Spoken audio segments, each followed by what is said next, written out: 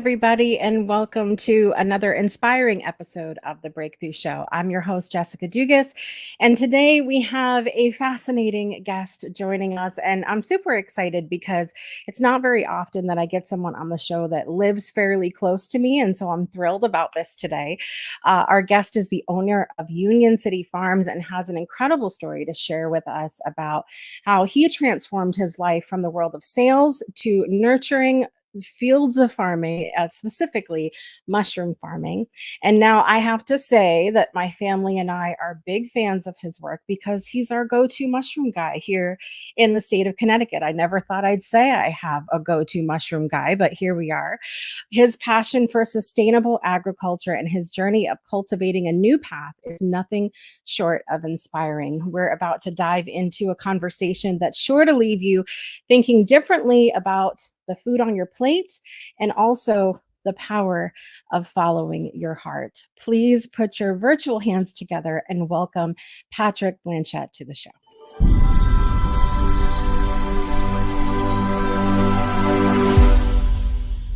Patrick, welcome. So excited to have you here today. Thank you, Jessica. Glad to be here.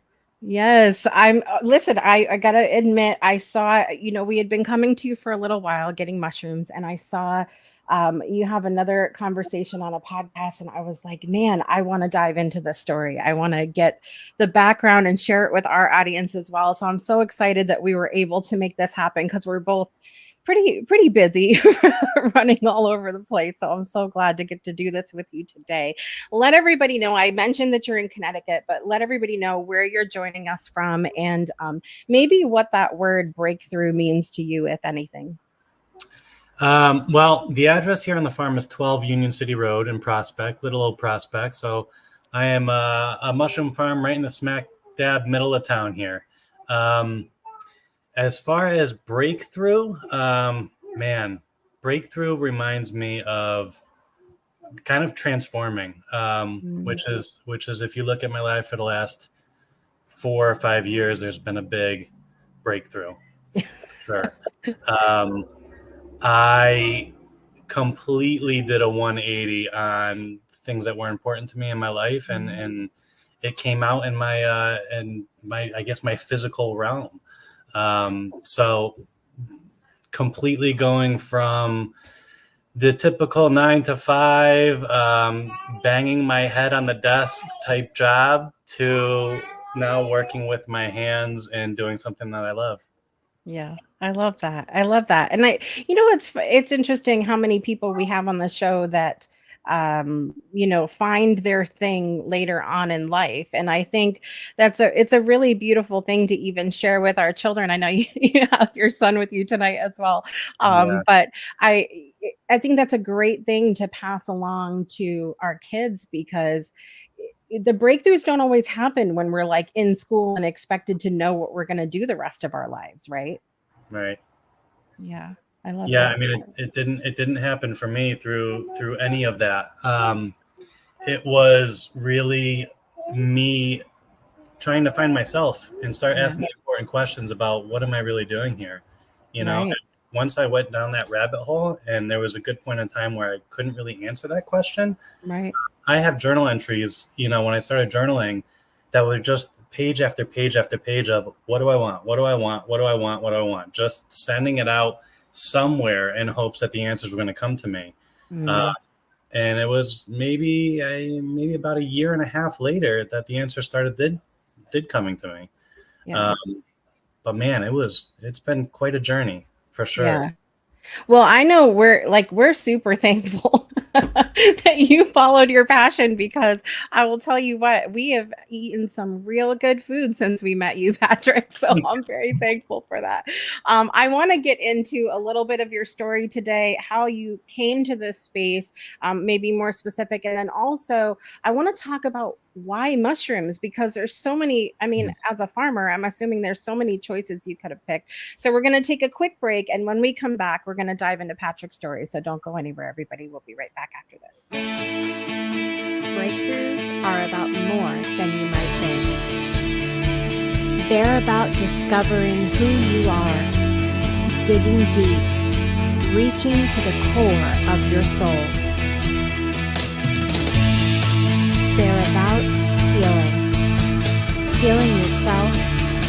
reprogramming your beliefs, creating a ripple effect. And it's not just those initial moments that matter. It's about using them to bring more joy into our own lives and the lives of others. It's about having fun, letting loose, enjoying every moment life has to offer. It's about finding a safe space. It's about creating connection.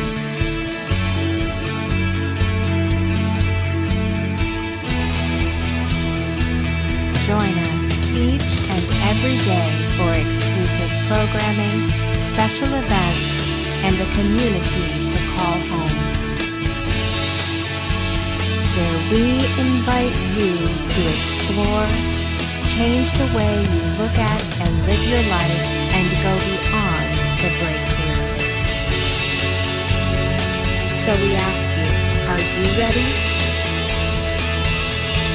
We'll see you online at thebreakthroughshow.com. Welcome back to The Breakthrough Show. I'm your host, Jessica Dugas, and we're here today with Patrick Blanchette, my personal mushroom guy out here in the state of Connecticut. I'm so excited that you're here today.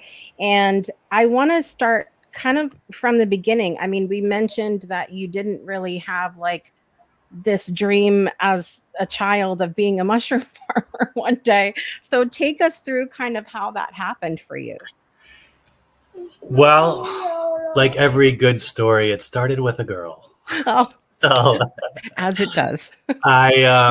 I was dating this girl who was a very well put together woman compared to all of the other girls that I've dated.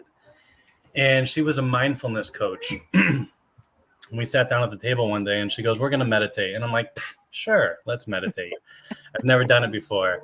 And so we sat down. It was the middle of the day. It was like 3:00 in the afternoon. She's like, "I'm going to set my alarm for 10 minutes. Mm-hmm. And so we sat down and I closed my eyes.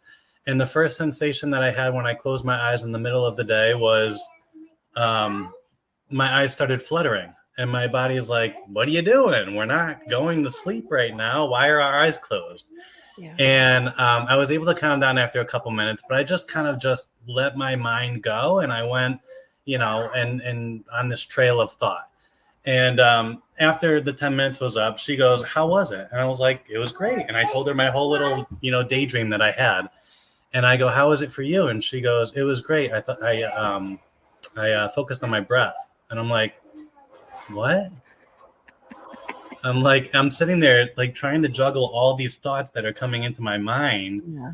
And so long story short, I was really bad at meditating, but when I do something that I'm pretty bad at, it drives me nuts and I want to get better at it.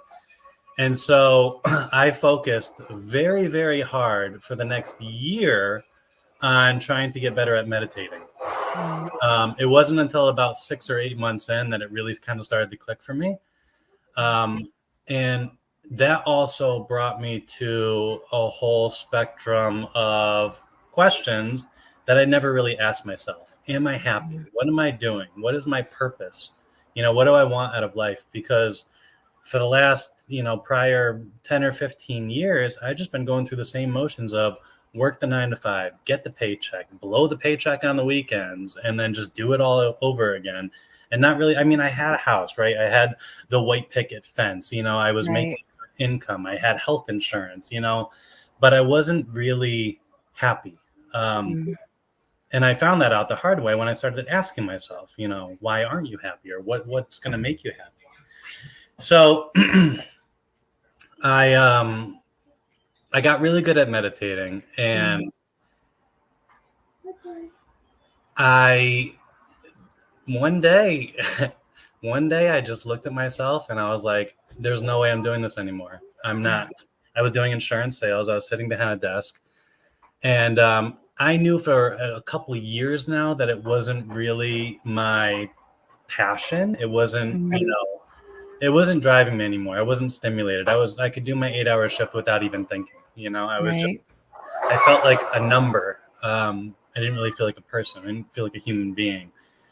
So one day I just stopped going to work. Just like that. 10 years at this company. And I just decided, you know what? I'm not going to turn on my computer today. I just stopped. And everyone's like, I think everyone kind of knew to some degree. Because I was, prior to this, I was calling out a lot. I wasn't really showing up at meetings. I was kind of just like falling off the radar, if you will. But one day it just clicked and I'm like, you know what? This isn't for me anymore. This doesn't serve me anymore. I just knew what I didn't want to do. Right. So that's what I put my focus on, is I was just like, all right, I'm just going to be done with this. I'm not going to think about it. I'm not, whatever happens, happens. Through this process of meditating and trying to find myself and building new habits, building healthy habits, and the journaling, obviously, through all of this, it was me kind of giving up on the insurance industry and sales and sitting behind a desk. Yeah. So like I said, I didn't know what I was going to do, but I knew what I didn't want to do, and I didn't want to do that anymore. So I put my head down. I bought a property because I really liked growing things. And through meditating, I was just like, all right, I'm just going to follow my heart. I'm just going to do something that I enjoy doing. What do I like doing? I looked into farming. I looked into the agricultural industry. And man, there are some really awesome documentaries and some really awesome information that's coming out about how our food is actually getting to our table. Right. It's really kind of appalling. And I probably learned a little too much, let's just say that. So that caused me to change my diet and change the way that I look at food completely. And even the way that I look at going to the grocery store, which used to be one of my favorite things to do because I'm such a and I love cooking. But this period of meditation not only forced me to question a lot of things in my life, but a lot of societal structures that we as a human race are just so used to being a part of. Right. That made really every questioning, because it's just like, this is the way that we do things. So I started questioning a lot of it, and I didn't either come up with the answers, or I didn't like the answers that I was finding. And so I started kind of meandering through the journey by myself to get to where I am now. But I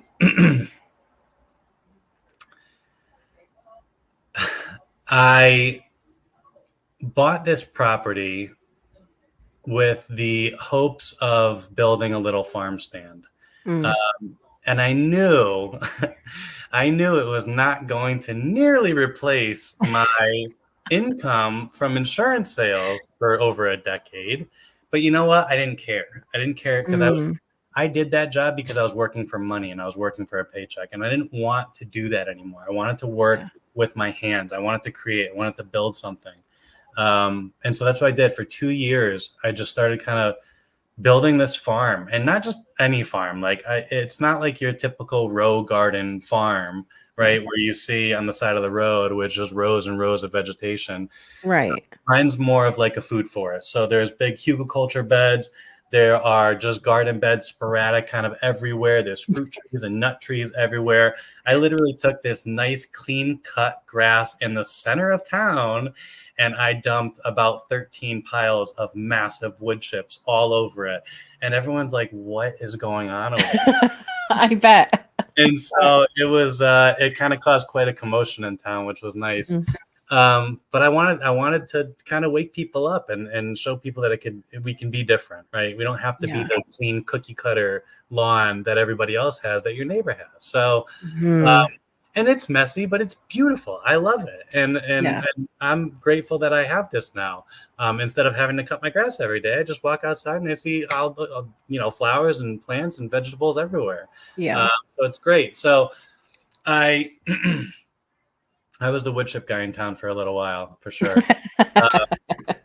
So it was kind of like my therapy too, building this farm. It was getting in the soil. It was really getting in touch with nature, and not just on my property, everywhere. So going on hikes, going to the beach, and being in the water, and just doing things that felt good for me. Because for the last decade or so, when I was doing the insurance gig, it was just you wake up, you go to work, you come home, you eat, you go to sleep. That was it. Right. I didn't have the time to do this.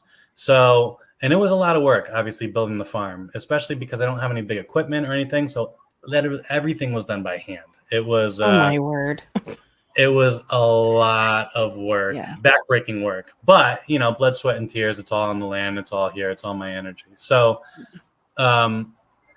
so I did the math, and I quickly realized that it's going to be an awful lot of tomatoes. Tomatoes was the first thing I thought of when you said roadside stand. So. Yeah. Well, I wanted to do, the tomatoes, your eggplants, your cucumbers, things like that, things that people are accustomed to seeing, Right. And things that I had experienced growing. And so the math wasn't adding up. And I'm like, well, I have kids, I have a family, I have to support, it's not like I can just go work on a farm because they pay you in apples and oranges, it's not going to be enough to pay the bills. So I started looking into cash crops, things that I could do year round that get a higher ticket price because they're more valuable.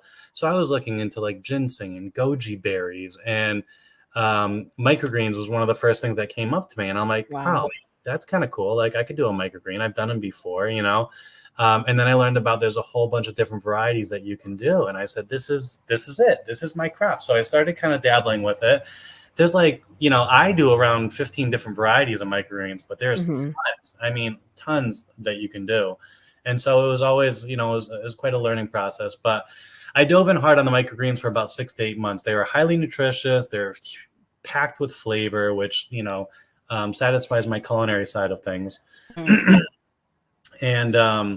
And I got comfortable enough where I was like, all right, this is going to be my crop. I'm going to be able to do this year round indoors. I'm still going to do my farm stand outside, on the side of the road. But this is going to be what sustains this little farm dream of mine. And so I got to the point where I was like, all right, I got to start looking at other farmers. So I invited a couple other microgreen farmers over to my property, just to kind of see their packaging, see how they delivered, see how their product looked, so on and so forth. And, I was talking to one guy out on the farm, and I told him, I'm like, the only reason that you're here is because I want to do what you're doing. And he goes, man, the market is so saturated for microgreen farmers. And I'm like, oh, wow, that's not what I wanted to hear right there. Because anybody could do it. Once you learn how to do a few different varieties, you can really do almost all of them, so so I was kind of bummed about that, but our conversation continued a little bit. And he goes, I wouldn't suggest doing microgreens, but if you can get into mushrooms, there's a huge market for mushrooms right now. And it was and every time I tell this story, my hair stands up on my arm. So it was so ironic that he said this, because while I was doing all this research on the agriculture industry and the food industry and how our food actually gets to our table, I chose to go plant-based because I just was just way too much information, and it didn't really sit well with me. And there's certain things that once you see them or once you learn it, you can't unsee it or unlearn it. It just becomes part of your knowledge. So I was eating mushrooms every day. So it was shiitakes and portobellos and the mushrooms that you get in the store, right? And I love them. I love mushrooms. And they were a good meat replacement. So it helped to satisfy some of my cravings that I was having for meat while I was doing this transition of a lifestyle. So he's like, you should look into gourmet mushrooms. And so I did. I went down that rabbit hole, and I was like, what? Like, where are these? Where do I find yellow mushrooms and pink mushrooms and blue mushrooms and all these different shapes and sizes? And so at the time, I went on Google, obviously, and I said, Google, where do I find these mushrooms? And the first thing that comes up is try and find them at a farmer's market. So I went to a farmer's market. I found a couple of them, brought them home. I cooked them up. And I'm like, these are delicious. Like, they're amazing. And so then I continued down my rabbit hole, and I started dabbling with growing my own. The first thing that you do is you buy a kit. You can buy the kits at like Home Depot or Amazon. And the first kit that I grew was absolutely terrible. The mushrooms, they were like, well, this isn't going to be like a story where you're like successful overnight. Well, I don't know. I mean, maybe. No, it definitely took a lot of practice. But this was the first kit that I grew was so terrible. But the beauty of it, being able to watch it grow and seeing how quickly it grew just on my countertop, I was amazed. And I was like, all right, well, let me throw these ones out and let me try and do a different method. And so I tried a whole bunch of different methods, and I mean, everything up and down. I didn't have any fancy equipment. So as everything was kind of starting literally from the ground up, from, taking straw and from that I got from a farm and using Dawn dish soap and cleaning the straw with Dawn dish soap and then inoculating it with mushroom spawn. And it was quite a haggard process. Let me just say that. Very dirty. But I grew my first mushroom in my bathroom, and I said, this is it. This is what I want to do. Not grow mushrooms in my bathroom, but grow mushrooms. And I'm so glad I just have to pause for a second because I'm so glad. For those of you that are listening right now, I have been to the farm to do the little stand. That's not a little stand really anymore, but and I've seen where he grows the mushrooms. When you go buy mushrooms, you do not actually get them from the bathroom. I just want to clarify that really quick. Go ahead. No, that was my experimental stage before I even built the farm.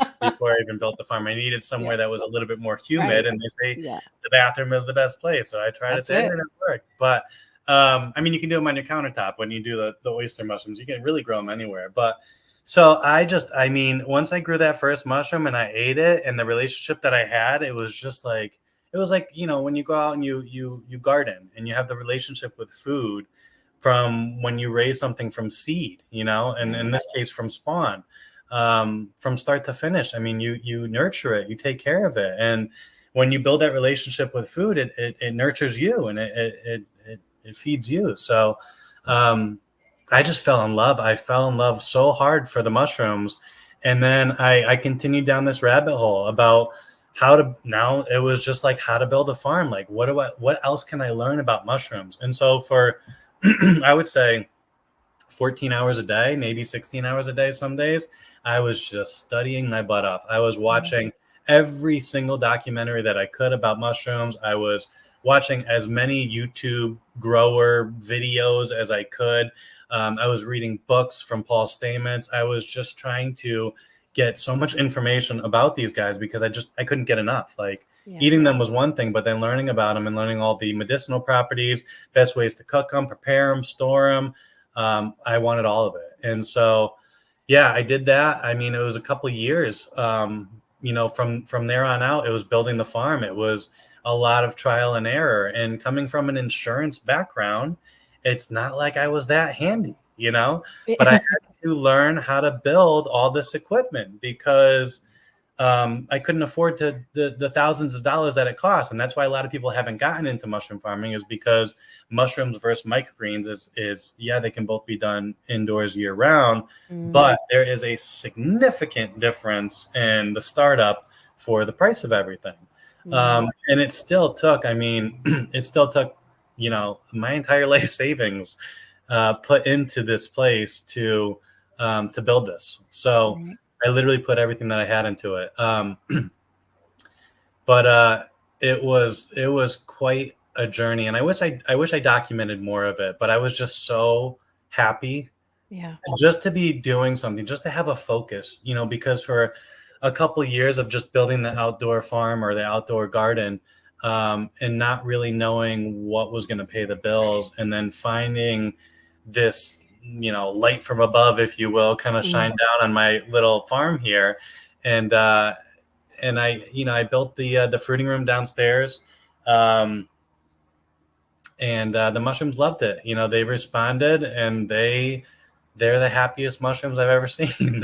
And I think I never thought that I would feel like a mushroom could be happy, but truly, when you go over there and they're in this beautiful little room with it's very humid in there. You could tell because the air looks humid. It's a cloud, it looks misty in there. And they really do seem like they're happy in there. Now that you say that, they do. They are vibing, and they're the best part is is just being able to go right from the farm to the table because it's only one room over, right? So Right. I can literally harvest the mushrooms as fresh as they could possibly be picked, bring them out and show them to people. I have people walk up to the table, or they walk up to me at the farmer's market, and they go, and they touch them and they go, "Oh my goodness, they're real." And I said, "Yes, they're real." So some people think they're statues because they just look so perfect, Right. but they are happy. And I don't know, I'm happy, they're happy. It's just one big happy farm over here. So You can tell, Patrick, I will say this, you can tell when someone puts their heart into what they do. I know not far from you in Middletown is my friend LaPat that owns a Roy Thai garden. And it's just the same thing when you go eat her food. It's like you literally feel the love when you go eat there. And that's an experience. That's not like you're just eating something. It's an experience. And we feel the same way when we take home the mushrooms, truly. Like, you can feel it's an experience to eat those mushrooms. It's not me buying this little cellophane pack of the little white mushrooms in the store. These are beautiful, happy mushrooms. and that's something else that I wanted to do that was different in my shop, because I wanted to, when you go buy produce at a store, you don't know how it was grown. You don't know what the soil was like. You don't know what the conditions were. You don't know when the best time to harvest. I mean, there's so many unanswered questions. It's not like you can just ask the farmer, because the farmer's not there. But in my shop, the farmer is there, and it's me. And so when people have the questions, which there's tons of questions, especially about these mushrooms, most people have never seen these mushrooms.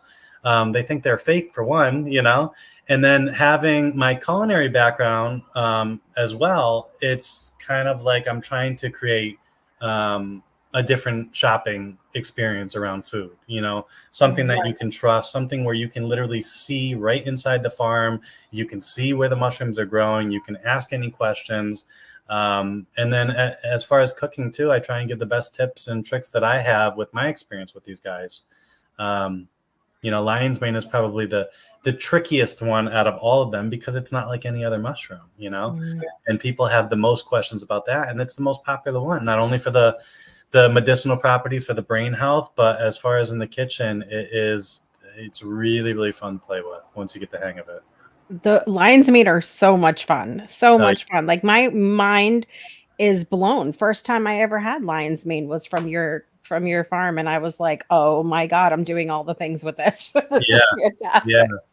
Yeah. I mean, so the first 4 or 5 pounds that I cooked with, I was like, "What is this?" Like, it's the moisture content alone that comes out of the mushroom when you're cooking. You're like, where is all this water coming from? Like, but when you have a super fresh mushroom, mushrooms are mostly water, so especially lion's mane, it's around 94% moisture content. So it is a very watery mushroom. So trying to get a feel for how you best prepare this, everyone's kind of an expert online, but until you really get in there and try it yourself, everyone's palate is different too. So something that you might like, I might not like. And, everyone's stigma with mushrooms is their texture, Right. But with lion's mane, there's so many different ways that you can prepare it and cook it to accompany all of the people that have different palates, that, like different things. So it is it's really fun. And for me, it's all the meals that I really used to enjoy, when I was eating meat.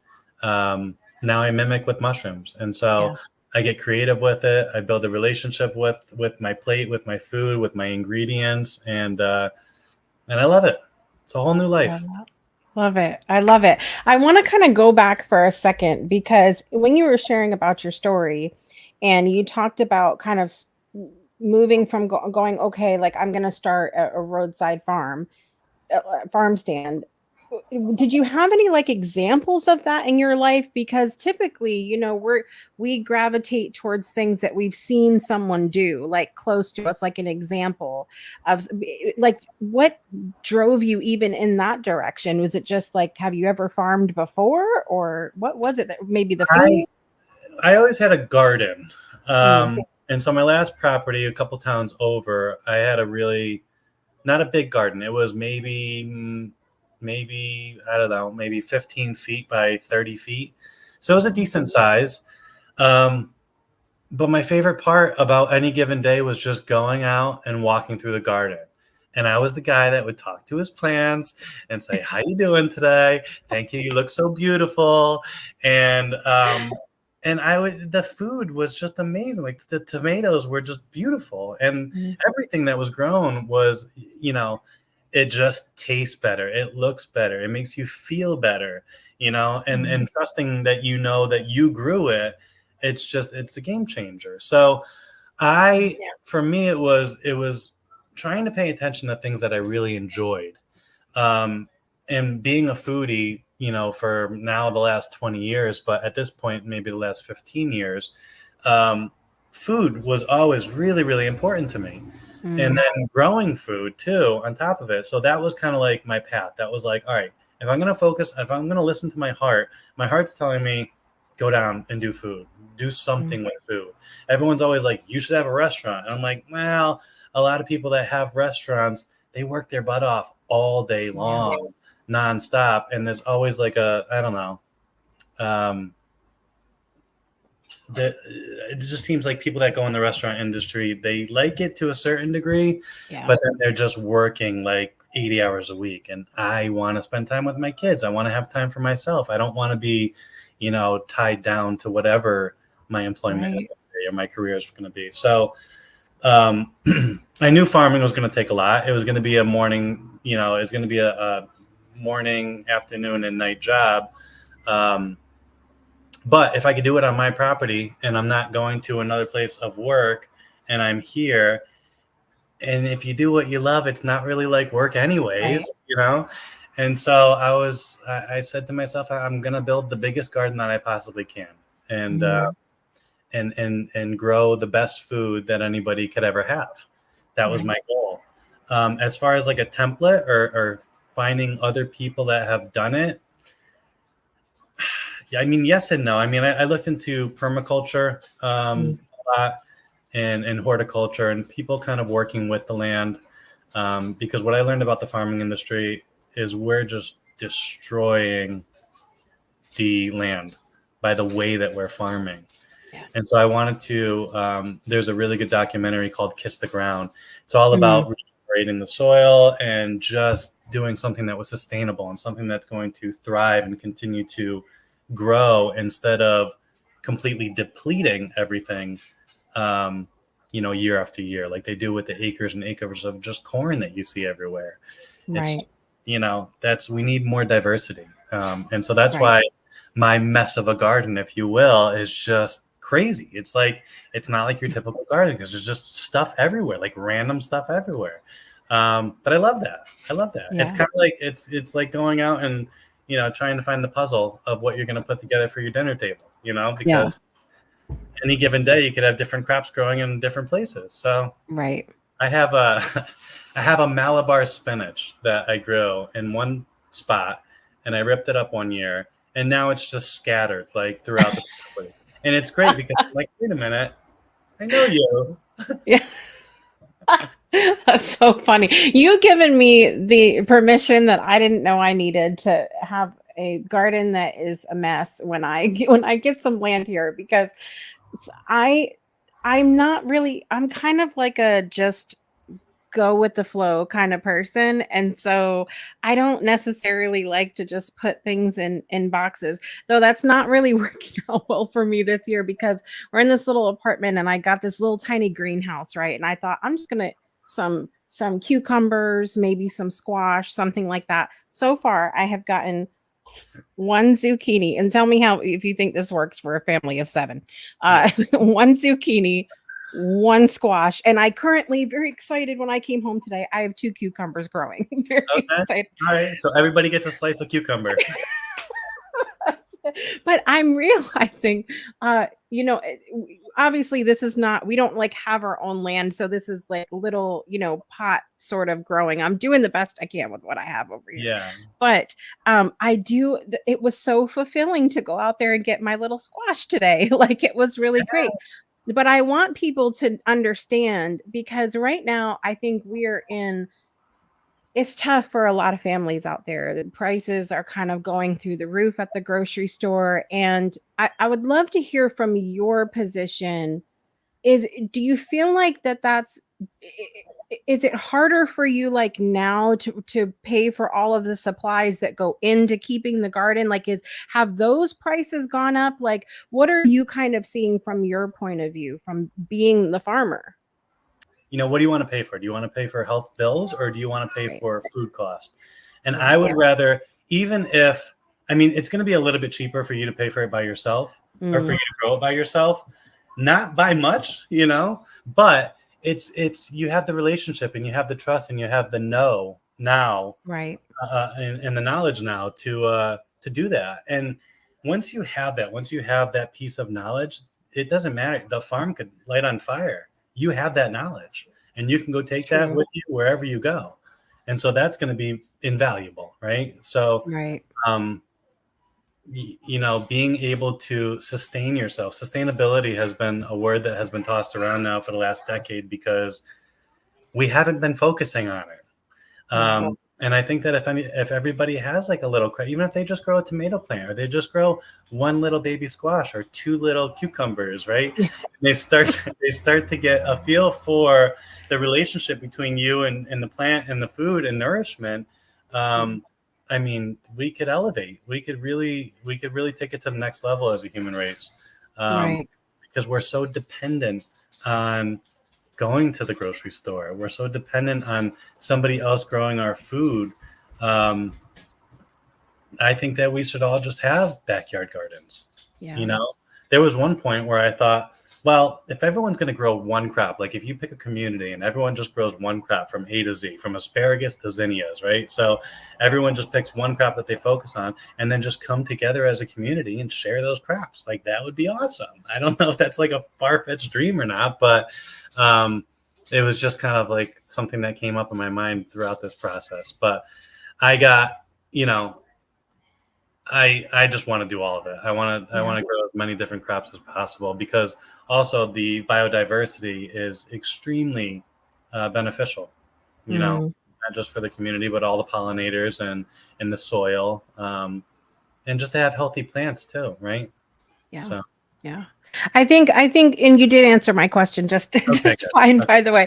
I'm just, because I think that it's a great point that, we choose what we're going to invest in. And I also think what you're talking about coming together, that takes us back to, I'm all for growth and moving forward in technology, but there were certain things that I feel like we really lost from, ages ago, whether that's being able to grow our own food and then trading amongst ourselves, and also things like when doctors did house calls, and like we had that personal relationship with the people that we did business with, and so much of that I feel like is gone. And so as much as I am, I love growth as a society and moving forward and things like that, I feel like a lot of that has been lost. And so it really, in my opinion, takes an act of bravery to kind of go back to that time and say, no, let's slow things down a little bit.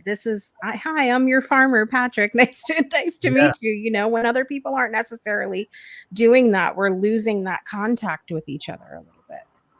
We need more small farmers. We need more trustworthy sources, instead of just getting everything shipped over here from who knows where, wrapped in plastic that's sprayed with who knows what, right? Yeah. It could be buying an organic cucumber, but why is it wrapped in plastic, and what's on the plastic? You know what I mean? So there's a lot, and that's down the rabbit hole of all the questions that you could ask about how the food gets to your table.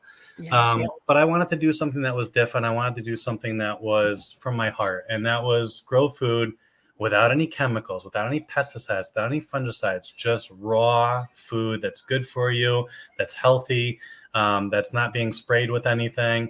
And then just being able to offer you an experience on best ways to prepare it so you have an awesome meal, so you have an awesome experience.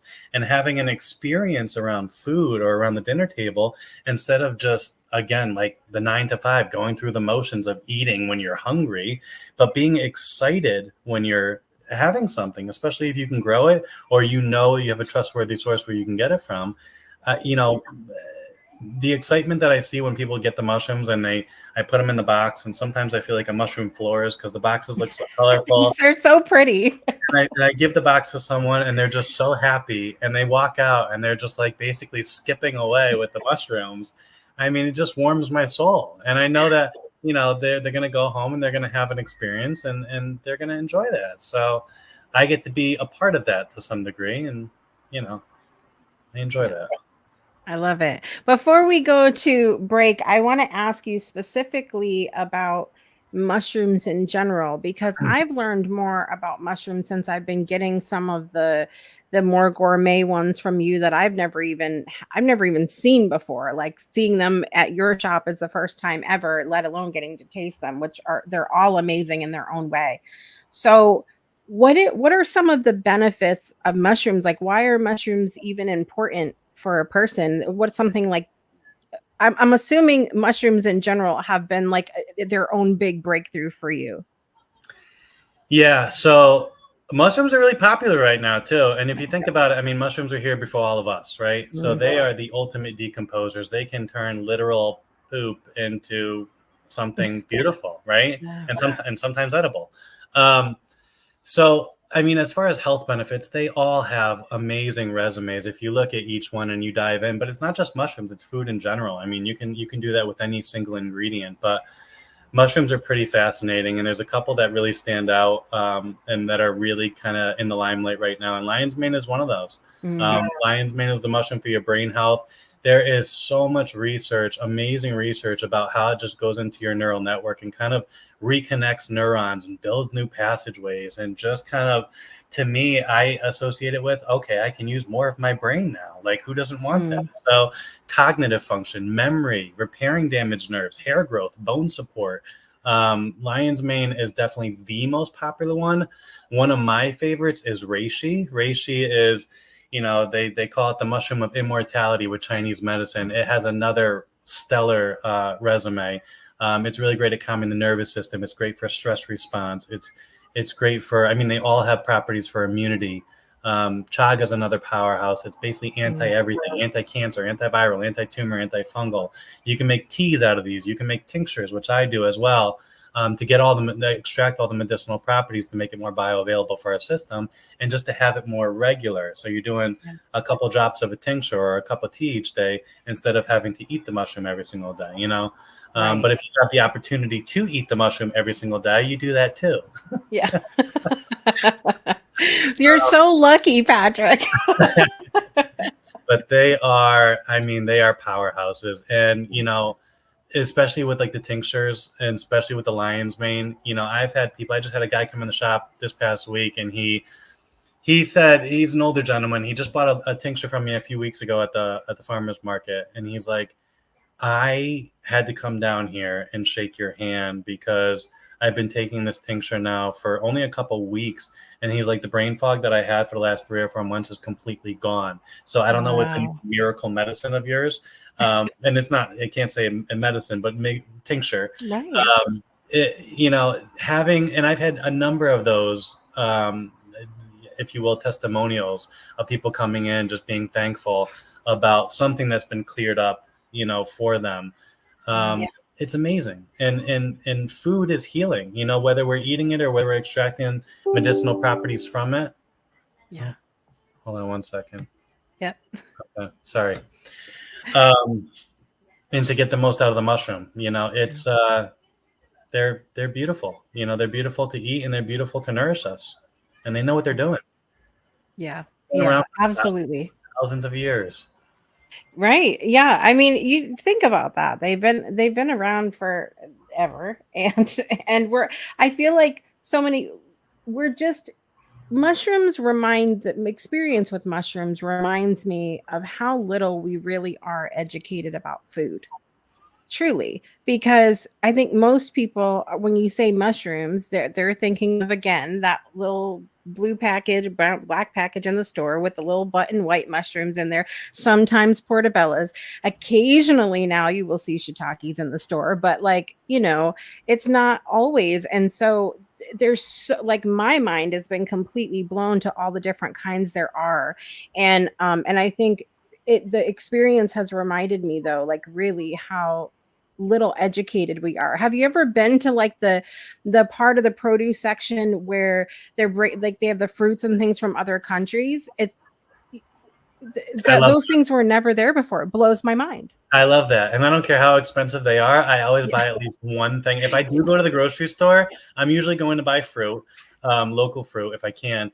But I always try and find one random thing to try just to be like, mess up my palate a little bit and try something. For me, going through this whole process of doing something that was very comfortable, sitting at my desk and being in that state of comfort for X amount of years, it wasn't until I started getting uncomfortable, purposely uncomfortable, that I really started to grow and I really started to learn. And so if I can take that and associate it with my palate, right, my palate's going to start to learn different things. And then I will start to learn things and it'll come out in my cooking somehow, some way or another, So it's beautiful. It's I understand where you're coming from. It's, how little we know about food. I mean, we still don't know a lot about mushrooms.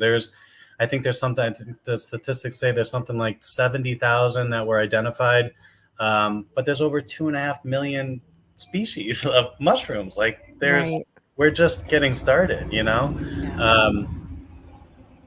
but yeah, food is medicine. And I think that if you learn about the stuff that you're putting in your body and you pay attention to it, you're going to get the right nourishment. Absolutely. This is the conversation we needed to have here today, friends. We're going to take one more quick break. I'm going to give you a sneak peek of the upcoming documentary, The Friendship Paradox, and we'll be right back more with Patrick to find out where you can get mushrooms, what you can expect when you go into his shop. So we'll be right back after this. Don't go anywhere. On April 4th, I was 90 years old, grandson of slaves. My parents were first generation free. A long time ago, I embraced the definition of love.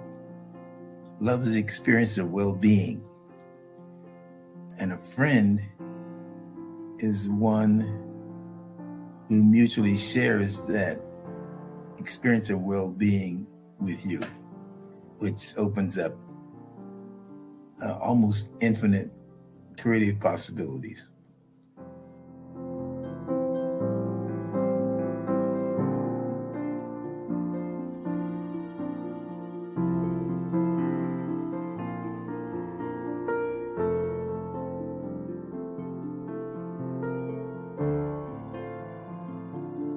Welcome back to The Breakthrough Show. Learn more about The Friendship Paradox by joining us at thefriendshipparadox.com. Sign up to get notifications about the upcoming documentary. We're here today with Patrick Blanchette, my personal mushroom guy over in Prospect, Connecticut. It was really kind of funny going there the first time and being like, I didn't expect there to be a farm where it was. It's just kind of like unexpected. People are looking for the farm, the typical farm look, right? They're not expecting that the farm is actually indoors. Yeah. It's amazing. And some people it's funny, some people walk into my shop, and you've been in the shop, and they're like, where, because the mushrooms are usually laid out on the table, like, where do you get all these mushrooms? Like, where do you find these? And I go, right there. And they go, oh my God. They never even seen the room, which there's a window that you can look right into the farm where everything's grown. But when they come through the door, they go right for the mushrooms, and they're amazed. And then they're amazed even more when they see how they're growing and where they're growing and where they're coming from. And then they're usually in the shop for about an hour with a bunch of questions. Yeah. We usually spend a good amount of time when we come hang out. And then the one day when you had a gentleman pop in that was getting like stuff from random places in like the woods and things. And so that ended up being a very educational stop that day, which was a lot of fun too. Yeah, I have a couple foragers that I work with. So when I'm not out picking mushrooms, they'll bring me some of the wild mushrooms, and also some ramps and some fiddleheads and things like that. So all the goodies from Mother Nature.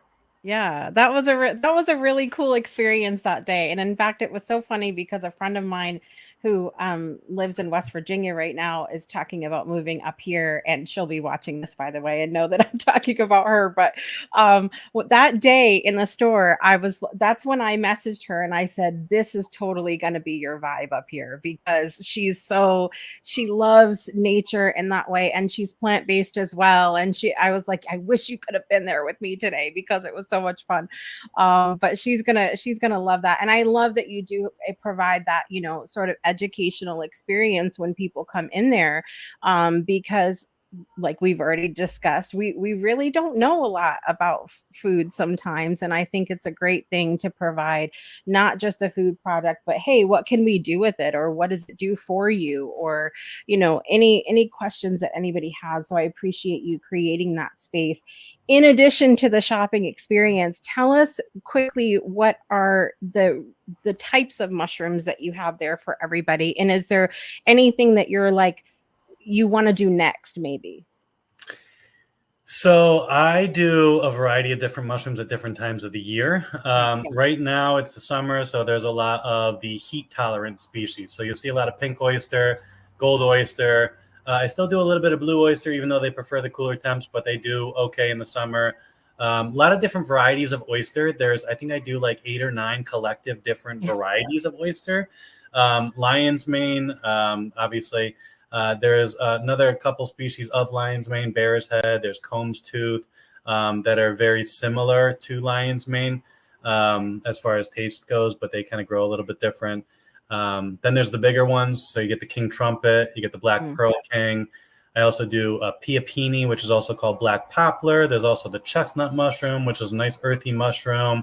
And that's usually a showstopper, because the chestnuts, they grow in like these beautiful little apartment complex mushrooms. Like it looks like a statue. But I do a wide different variety of mushrooms. And then as far as the wild ones too, like we'll get some wild chanterelles that come in.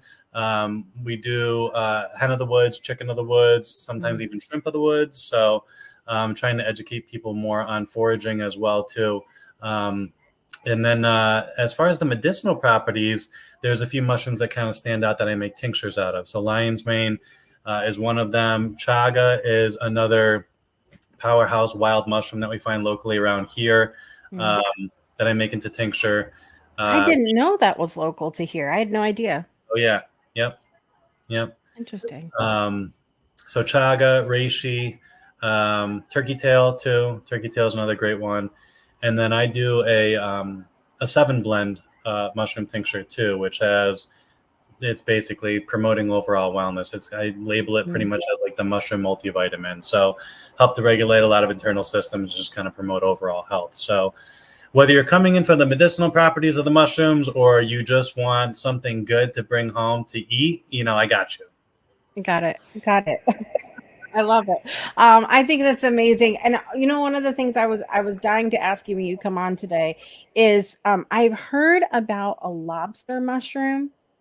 Do you know anything like about that? Have you ever planned on like trying that one, or?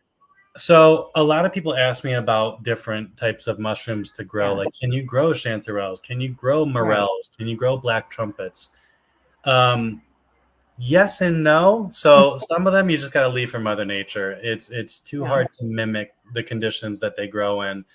Unfortunately, like morels and chanterelles and things like that, I'm not saying they can't be cultivated, because there are people that have had some success stories, but it's very inconsistent. And a lot of them sometimes grow in symbiotic relationships with trees. So you got to cultivate the tree first, like truffles. Everyone's like, can you grow truffles? Right. So yeah, some of it you just got to leave for Mother Nature and enjoy it when you can find it. But as far as what I want to do next, I would like to do more outdoor cultivation. A lot of my farming is done indoors year round, but I think that I have some ideas for doing some outdoor stuff. So the blocks that I use currently for growing indoors, they still have a good amount of life to them, which means that they can still produce mushrooms. So I think next year what I plan on doing in between the garden is just rows of mushrooms and rows of vegetables. and having them all kind of grow together. And so I could just walk out to my little food paradise and pick mushrooms and pick apples and tomatoes and whatever else I'm feeling hungry for that day. Yeah. I would like to do more outdoor cultivation. I do some outdoors. I do some shiitakes outdoor on logs. I do some wine cap mushrooms, but I would like to take a stab at trying to do some morels. There have been some successful stories of people doing them. Yeah. And they're a beautiful mushroom. So if I can find out how to nail that, then, I'd love to be able to share that. Love it. I love it. That would be amazing. And I'm always excited to, I've tried so many of the mushrooms that Patrick has talked about today, you guys. And I have to thank you again. I know I said this to you in person, but I really, I go out to Middletown because my doctor is out there. And so we ended up coming to see you and then coming to see LaPat. And that's great experience. But from at a time when I was really feeling frustrated in the kitchen because knowing how much my diet needed to shift and feeling like I don't really know what else to do here, and being able to come and get a product that I'm so excited about again, that makes it more exciting for me again in the kitchen, and that has so many nutritional benefits that we know are so good for us. I just thank you again for what you do. And again, we've talked about it so many times here in this episode already, but creating that space, not just for a product, but for education and for, just to feel comfortable learning about diet and food and all of these things that we really don't talk about enough. We really don't talk about it enough. So thank you for the work that you do, Patrick. I really, we're so grateful here. And one of these days I got to bring the whole crew up there so they can come check out all the mushrooms. Bring them on. We'll have a little homeschool field trip to the mushroom farm. I love it. It'll be great. Thank you so much, Patrick, for being here today. Also, in addition to the store, you're in some of the local farmers markets and things like that as well. And they can find you at Union City Farms on social, correct? Yes. Yeah. On my social media, on Facebook and Instagram, it's Union City Farm. Instagram is union_city_farm. You'll see there's a whole bunch of food and kind of my creations with the mushrooms. And then I just launched my website too. So it's theunioncityfarm.com. So you can go on there and you can purchase any tinctures or any jerky. I won't sell fresh mushrooms online just because I can't guarantee how they're going to be handled. Right. So you're going to have to make the trip and come to the shop for those. Yeah. And you have to baby them, guys. You got to sing to them on the way home. This is what we do. Yes. Sing to them and they'll sing to you. We do. Like I talk to the mushrooms in my whole hour ride home when I come get to them. I talk to them every day when I'm down there too. These are social mushrooms, everybody. Yes. Love it. Thank you again, Patrick, for being here today. I want to thank all of you for watching or listening wherever you are in the world today. Patrick's story is a testament to the power of following your dreams, no matter how unconventional they may seem. If you're in Connecticut or planning a visit, please reach out to Patrick for the freshest, most delicious mushrooms you will ever have in your whole life. Your taste buds will thank you, and then you can come thank me, and it'll be great. Huge thank you again, Patrick, for being here. And to all of you, don't forget to tune in 2 weeks from now. We'll be joined by Richard Lowenthal, the brilliant mind behind Go Brunch, which is the very software that we use for our virtual community here at the Breakthrough Show Network. Until then, I'm your host, Jessica Dugas, and I want to remind you to make every day a great day for a breakthrough. And we'll see you next time. Bye, everybody.